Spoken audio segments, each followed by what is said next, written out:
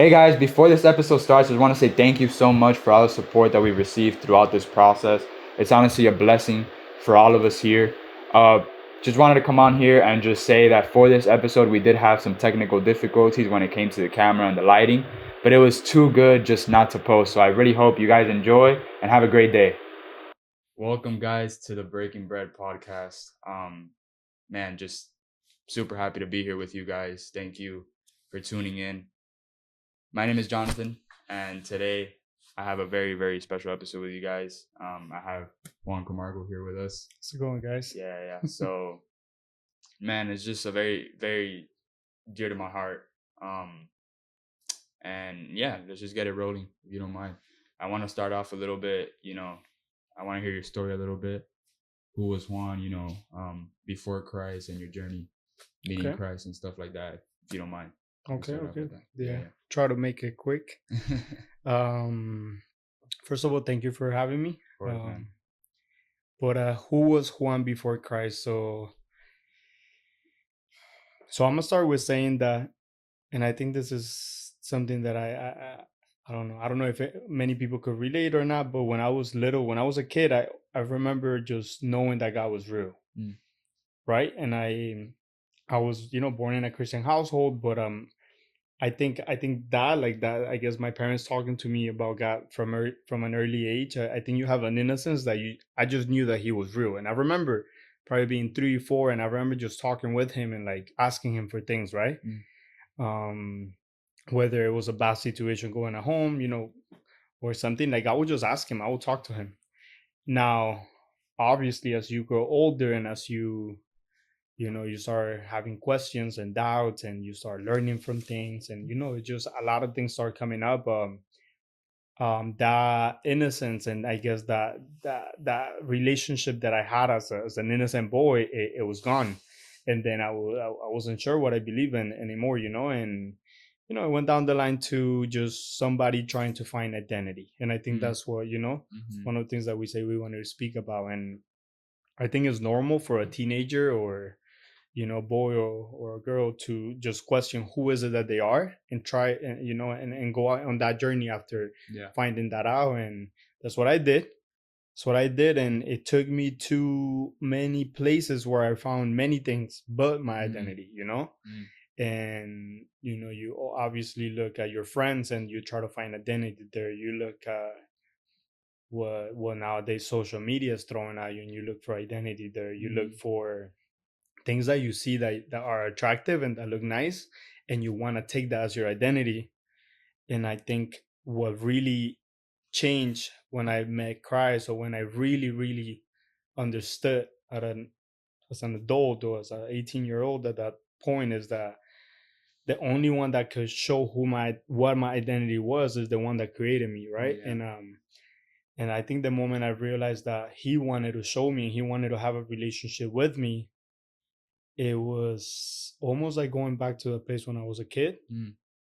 And I think the situation and the way it happened, I was in such a dark place, and such a lonely place, such a hopeless place, that I had no choice but to be a little kid again, and just say, God, you got to do something, because I can.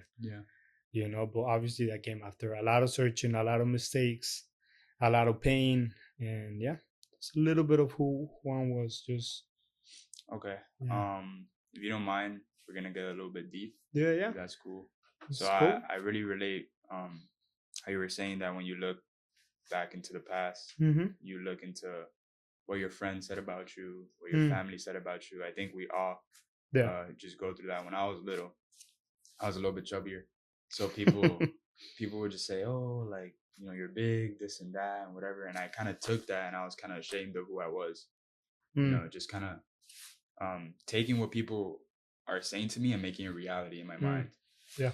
And man, as as like you were saying, as we go on this journey, I kind of just think about who God says I am, and how everything, it just like completely contradicts itself. Like He says we're loved, we're righteous, we're made in His image. And it's crazy because there's all these things that the world says we are just complete lies, and it's completely like just take us down. So I wanted to ask you, how did you view yourself when you were going through, your journey, and how do you compare from how you were viewing yourself before and now after? Like, did you have to like change your viewpoint on how you viewed yourself specifically? Absolutely. I think up to this day I still do, you know. Mm, And it's funny, I mean, we've spoken about this before, but I think right now in this point of my life, one of the things that I been really looking into social media, right? Like how yeah. much time am I spending here scrolling, Screen right? time, me too.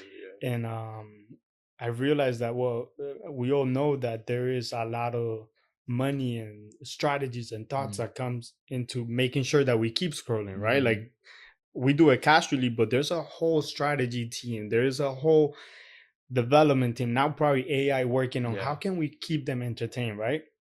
So I think there is a reason they clearly, you know, they want our time, they Mm. want our attention, they want us.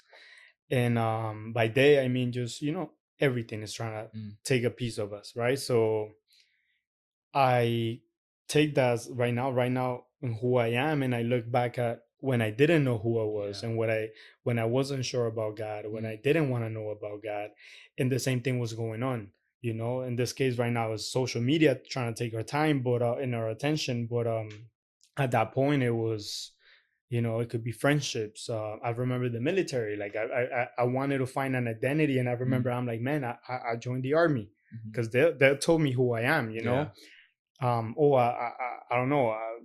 Nowadays it's not as big, but I join a gang, you know, because Mm. they'll take me in and I'd be one of them, you know. People join sports, you know, and I'm like, I'm a soccer player. That's my identity, you know. Mm. People, there's so many things being thrown at us for us to like, I want to be that, right? Mhm. And I think you add that to already what's inside of us, our minds that are many times just our worst enemy, you know, telling us like, man, you're not fit enough, you Yeah. know, you're not good looking enough, you're not tall enough, you're not smart enough, you know. And so you at was being thrown at you and was coming out of us, Mm. which is our flesh, and you know, all of these things, and you add that, and it's a horrible mix. Mhm. And I think as a teenager that took me to very, very empty places and very hopeless places, and I think that happens to everyone at some point. And I'm gonna be honest, once you know God, the battle's still the same. Oh, The only 100%. difference is that Yeah. you have. It's funny because I was looking at the Mhm. map, and there's a Yeah. little compass, right? And it says north, west, and I don't think we have east on that one. I don't know if the camera can see Mhm. it, but like now I have a north. Yeah. So yeah, I'm still, you know, I'm still like sometimes it gets cloudy and I don't know where I'm going, but I know that there's a north. I can look Mhm. up, God, who is it that I am? Mm. Because I don't feel like that person, you know. And the insecurity still comes, you know. Yeah. Right now you're pretty fit, and I know you be working out, and Mhm. you know you're in a different stage and when you were younger, but I'm pretty sure you still have those thoughts and that insecurity that comes 100%. Yeah. knocking at your door. Hey, Mhm. Jonathan, are you enough? Mhm. And I think what makes a difference is that now we can turn to who created us, and compare what is being thrown at us and what is being coming out of our flesh, Mm. and say, you know what, that's a lie, because this is what God says, you know. And I think that's the main difference. But you put the guard down, you get knocked down, you know. So you got it's always, I think as long as we're alive, it's always going to Mhm. be part of the walk. Yeah. So That's yeah. that's beautiful. What was the shift in your walk that you said, no, like I'm done Hmm. um thinking about who I am, thinking about my thoughts. My thoughts are the ones leading me. I'm Hmm. gonna let Christ lead me. What was that shift in your life? I think there's been multiple shifts. The first time was obviously when I encountered God for the first time, you Okay. know, at a point where I had nothing going on for me. Mm-hmm. And God say, I give you a new chance. And that was the beginning. But looking back, it's been almost 11 years, Mm-hmm. right? And there's been, in those 11 years of walking with God, there's been multiple times where God is like an onion, right? There's different layers. And it's like, okay, you know, when you almost feel like, okay, I got it, I'm fit now, right? Yeah. Or I got it, I'm in a good relationship, or I got it, you know, when you feel like you overcame a layer, I feel like it's almost like okay, now there's more, you Mm, know. And I've noticed it right now, for example, with getting married, mm. right? So one of the first things that God did in my life when I got saved is helping me forgive my dad. That was like the Ooh. very first year. The first year of my walk with God was healing that pain with my dad, right? And I Was it a think that battle? was, huh? Was it a battle? It was it was it Like you was back it and forth was with God? it was tough. Yes, it was tough. There was a lot of great people that came around, and I would say spiritual fathers that came Mm, around, and yeah, it was very difficult because your dad is probably one of the biggest examples that you have of who God is. yeah. And if he's not there, or if he has done a really bad job, then you have to go back and, like, same thing, compare that. Mm, It's like, is this who God yeah. is? No, this is just a bad example. And it Yeah. doesn't matter if you had the best father in the world, Mm, they're not God. They mm-hmm. failed you. They will continue failing. So God did that, it was so freeing, having that forgiveness towards him forgiving me, building that relationship. Now I come to closer to getting married, Mm, 7 years later, maybe, yeah, 7 years later. Then I realized I have more wounds in regards to now being a husband, because now my dad was the only, the main example that mm-hmm. I had, and it wasn't great. And my parents were divorced, so now I'm like, we're back to Square one. square one. Yeah. Different level though, Mm-hmm. and I think that's the beautiful part. There will always be more for us to do, more healing, Mm, more freedom. And I think that's a beautiful thing, because if you feel great, then know that there's even more for you to go. yeah. Don't put your guard down, because there's more. Mm-hmm. But if you feel very low, don't worry, because there's still more, and I think it's encouraging, but it's also challenging. So, I don't have kids, but I know the moment that I get to that season, it'll be another, another level of healing. So yeah, man, I would say that's part of it. Okay. Yeah, that's awesome, bro. I love how it's kind of like my story. I think the Hmm. first thing that God really told me to do, that's why I was asking you if it's like a battle, is literally talking to my dad. And it's crazy. I know I talked to you about it Yeah. before, but um I found a lot of freedom in that. And it's not like he hasn't been there for me and stuff. Hmm. That's not the example, but there was things, in my life that I was kind of holding against him. Hmm. And I was like, man, I'm not fit for this. Like I just Hmm. gotta let it go. Yep. And I think that's where God really started showing up and started, healing those wounds slowly and slowly Hmm. in my heart. When I was reading not reading, when I was listening to your story, it kind of reminded me of a parable that Jesus was talking about in the Bible. I'm gonna turn to it really quick. Hmm. It's in Luke 15, Okay. and it's about the lost son, the Prodigal son, parable of yeah. the prodigal son. Hmm. And man, I think it's beautiful because Hmm. the story is, his dad gives him money. It's two brothers. His dad gives the younger one money, and the older one money. The younger one leaves Hmm. and just wastes all the money. And then he notices he has no money. There's a big famine in the country that he's in, and he's like, "Oh, I'm not worthy anymore." And Hmm. it says, "I will set out and go back to my father and say to him, Father, I have sinned against you, against heaven, and against you. I Hmm. am no longer worthy to be called your son. Make me like one of your hired servants." Hmm. So he had this whole speech set up for his father. And when he goes back to his father, it says his father saw him and was filled with compassion for him. He Hmm. ran to his son, threw his arms around him, and kissed him. Hmm. This is Jesus speaking. Hmm. And then, the son says the speech, Father, I have sinned against heaven and against you. I am no longer worthy to be called your son. And then the father said to his servants, Quick, bring the best robe and put it on him. Put a ring on his finger and sandals on his feet. Let's have a feast and celebrate, for this son of mine was dead and is alive again. He was lost and is found. Hmm. So, man, if that just doesn't sum up who God is, I don't know what is. Like, Hmm. we're like, I think about it every day, and I think it's important to think about, like, I'm not worthy of anything that I have. Like, God gave me a mic. God gave me this little platform that I have. Like, what is this? Hmm. Like, am I even fit for this? You know what I'm Yeah. saying?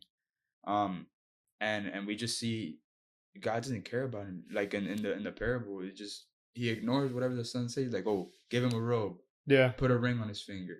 It's not fair, right? It's crazy. Just good. I think I think the the hardest thing about Christianity is actually believing in the gospel. Okay. I think it's wrapping your head around what Jesus did for you. Mm-hmm. I think I don't know, I was thinking about it and I'm like, man, like, how is that even possible? Like it hits me sometimes Mm-hmm. and I get emotional for real and I'm like I'm not worthy of you, but you say all these things like he literally wants your sin. I was listening to a pastor a sermon the other day. Well, actually, I was listening to it this morning.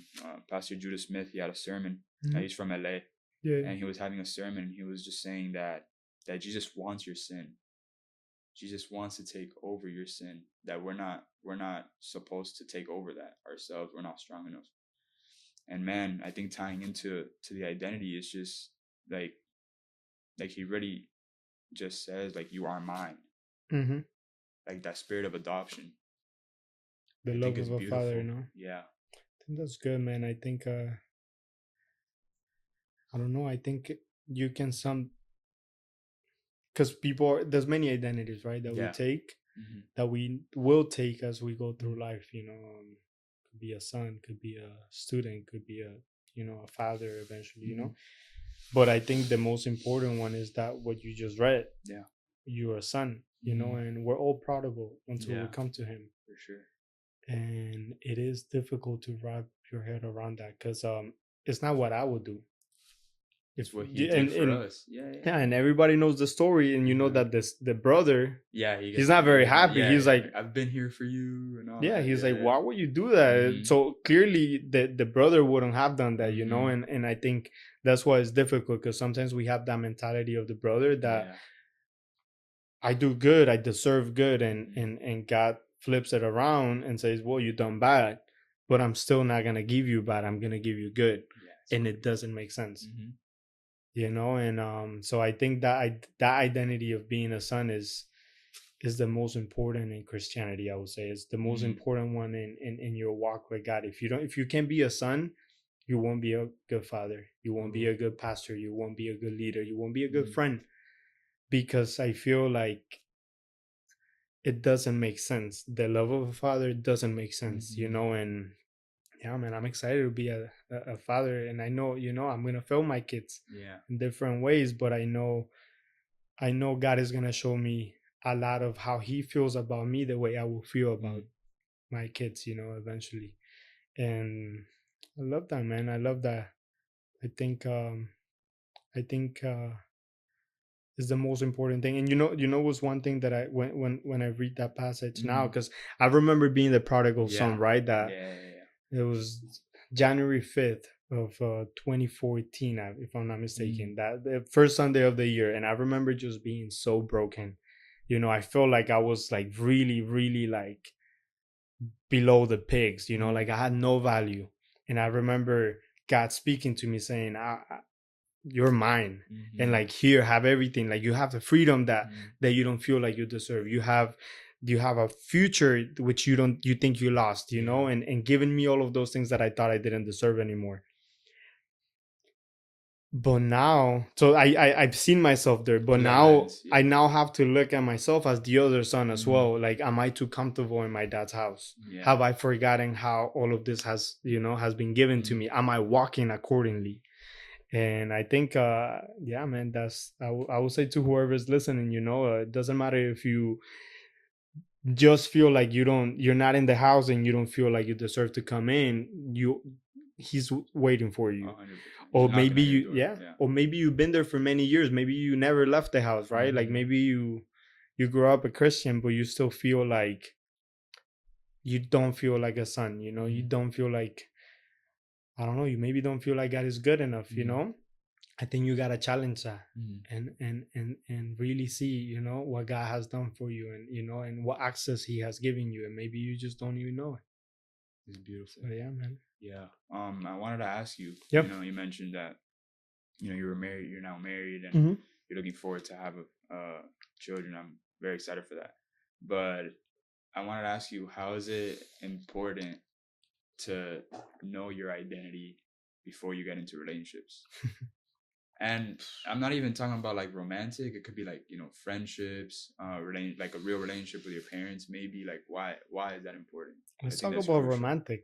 I Yeah, think yeah, I think no. I think Are you? Yeah, yeah, I think people sometimes that's one of the biggest questions that people for have, like, sure. and I think it'll apply to all the other relationships. So let's talk Mm-hmm. about romantic. One of the things that I learned about marriage is that it's all about sacrifice. Mm. So it's all about giving beyond what you will normally be able to give.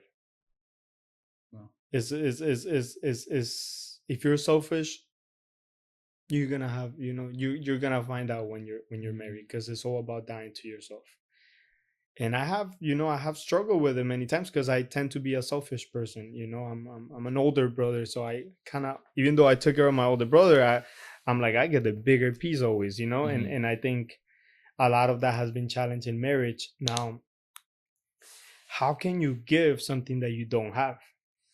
And if we talk about identity, um and not just marriage, but just any type of romantic relationship, whether you're starting to date or maybe you're engaged, whatever it is, if you're not completely sure 100% about who you are, and you're expecting the other person to fill that Void. void or that identity, you're Forget it. you're just a Mm-hmm. straight up failure, man. Mm-hmm. That's not going anywhere good, because um you need to have some, ideally, when when you come into a relationship, you want to come in complete, Mm-hmm. knowing that God already makes you complete. You're not Mm-hmm. lacking anything, Mm-hmm. and the other person the same. And when you come in, you're not coming in to fill a void, you're coming in to make something better. Yeah.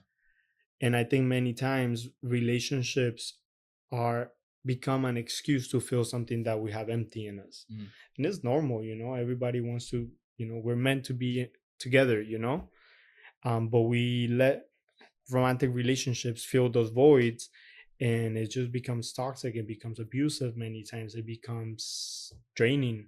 And you can, if you are going to marriage, you need to be able to give from what God is giving you. Yeah. And even then, it's still challenging. So yeah, man, I would say, if you are not completely content with who God meant you to be, and if your identity is not rooted in God, romantic relationships can be very, very hurtful for both parties. you know and Mm-hmm. and I will also add, we attract who we are. Mm-hmm. So chances are that if you're not complete, and you're empty and you're needy, I'm gonna go with that, right? Like, if you really don't, you're gonna attract somebody that is about the same. And if you're healthy and if you're healed, you're gonna attract somebody that is healthy, that is looking to be healed, that is looking to grow. And you will never be fully perfect. That's the purpose of marriage, to sharpen each other, to Mm-hmm. become better. But you need to at least be complete and content in God. Mm-hmm. That's what I would say. It's a triangle. You and the other person, but God has to be the 100%. third part. Yeah. Because if you don't have that, it's not gonna. There's gonna be times where, like, you're not gonna want to Yeah. be with each other, and God is the only The thing that's one gonna be holding you keeping you together. That Mm-hmm. commitment, because it's Mm-hmm. tough. Yeah, yeah.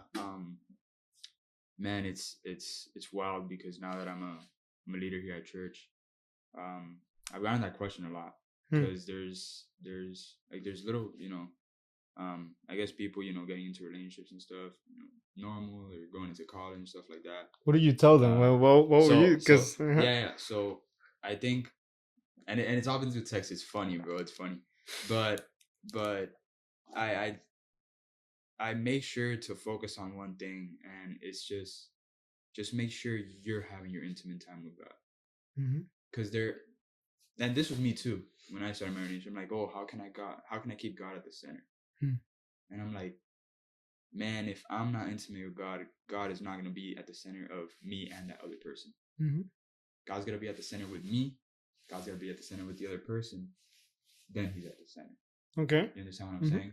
So I wanted to ask that question just to get a little bit more of a perspective, because that's what I've been telling you. I'm like, look, like, there's things you can do. You can pray together if you want to have little Bible studies together. It's cool. Keep the relationship pure as well. But I think one main thing is we can a lot of times, and this happened to me, identify ourselves with the other person. You can what? And identify yourself with the other Okay. person. Yeah, yeah. So find your identity in the other person. Yeah. And it's extreme. That's extremely dangerous. It's draining, yeah. Extremely dangerous. Absolutely. And it's hard to then work on yourself and be with the other person, because then you're also working with the other person. So it's just a complete, like, just mind, just complete, like, it's something that you can't control. And a lot of times that's why relationships fail. Absolutely. So I always tell them, have your intimate time with God. Make sure that you know who your creator is. Make sure that you know who you are, what he did for you, and who he says you are. Because there's lies, man. The enemy's gonna give you lies. It's true. If I could add to that, like, Yeah. another layer that I would recommend, and so you heard Love Is Blind, right? Yeah. There's a show about it, Mhm. but the that comes from the fact that, and you probably seen it, maybe you experienced it. I know I did. Like, when you get into relationships, sometimes you're like, your emotions are so high that you really become blind, like genuinely become blind, in the sense that you're not seeing what's really there, and so I mean, I don't know if you ever seen a blind person. Some, they need something to guide them, all their senses, but many times they have to walk with somebody. And I think that's what I would really, really strongly recommend. It's make sure not just that you have people, but that you trust those people and that you're willing to listen to those people that love you. Doesn't have to be many, but you need to have some people around you, because you don't want to walk into this place where you might be overlooking a bunch of red flags, but it feels nice and it feels good and it might feel godly.